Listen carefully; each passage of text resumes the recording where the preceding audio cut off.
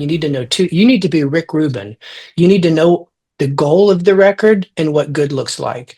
Yeah. And Rick Rubin is my example. And if I use one thing just to illustrate this, because I think it's like very empowering to people on the call today, is that when you think about AI and inclusive of agents, what it's doing for the first time is it's decoupling prediction from judgment.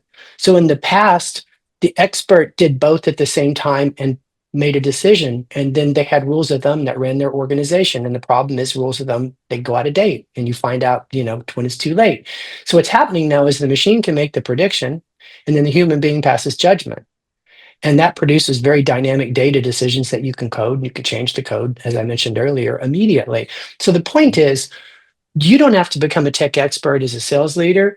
You need to get your together with respect to organizing your greatest hits. And a lot of times in organizations, we really haven't done a good job of that. Some have done a very good job of that, especially if they have a strong partnership with ABM, because that's ABM's thing, is to go find out the best emails that convert and make sure that becomes the only emails that are sent, right? So I think that's the answer.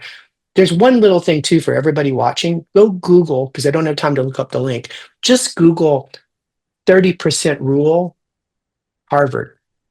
You'll get a great video, and it basically says you only need to learn 30% of a technology to master Boom! 100% of I the didn't lead the business. witness, but you got there anyway.